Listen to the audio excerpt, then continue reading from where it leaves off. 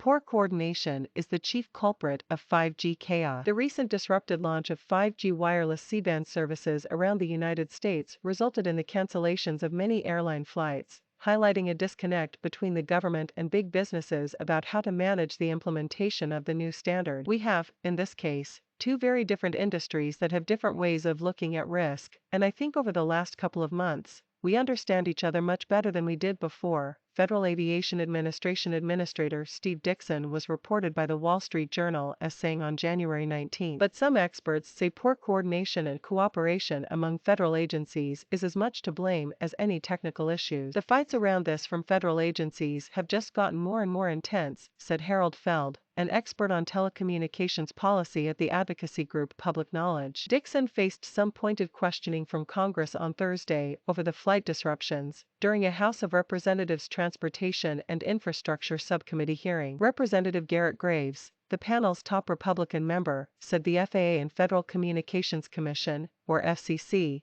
played chicken with one another or whatever ridiculousness happened, and now we ended up threatening aviation safety. In response, Dickson said the process did not serve anyone well. House Transportation and Infrastructure Committee Chairman Peter DeFazio, a Democrat, told the hearing that aviation safety must be prioritized. Having a dropped call is way less serious than having a dropped airplane out of the sky, he said. FCC Chairwoman Jessica Rosenworcel said earlier that the deployment of fifth-generation mobile services can safely coexist with aviation technologies in the United States, just as it does in other countries around the world. However, she urged the FAA to conduct its safety checks with both care and speed. Tim Clark, president of the Gulf-based airline Emirates, told CNN the 5G air traffic situation was one of the most delinquent, utterly irresponsible situations he had seen. The FAA had warned that potential 5G interference could affect altitude readings on some jets, with airlines citing the Boeing 777 among the models generating concern. Emirates, which relies heavily on the 777, halted flights to several U.S. cities on January 19. The FAA gave approval on January 19 for more types of planes to land in low visibility near 5G signals, including the Boeing 777. By evening that day, however, nearly 40% of the U.S. airline fleet was still waiting to be cleared. Telecom giants ATT and Verizon paused the 5G rollout near airports,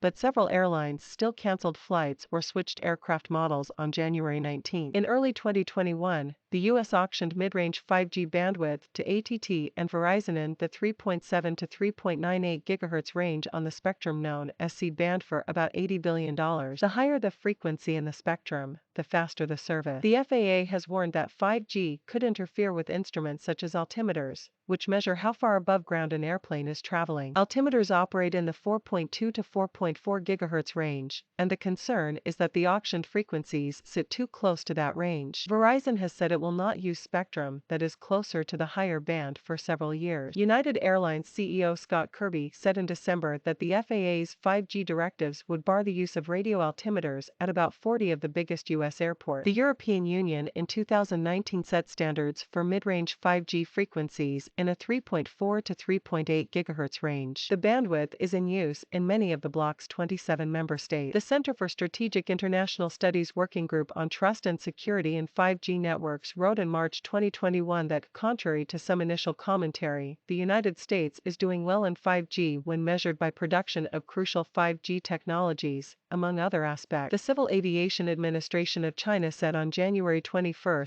that its planned 5G infrastructure for the country's airports will not affect air traffic because it uses aviation-specific frequencies that operate separately from public 5G networks, the South China Morning Post reported. China's four state-owned carriers use C-band frequencies from 2.6 to 4.9 GHz.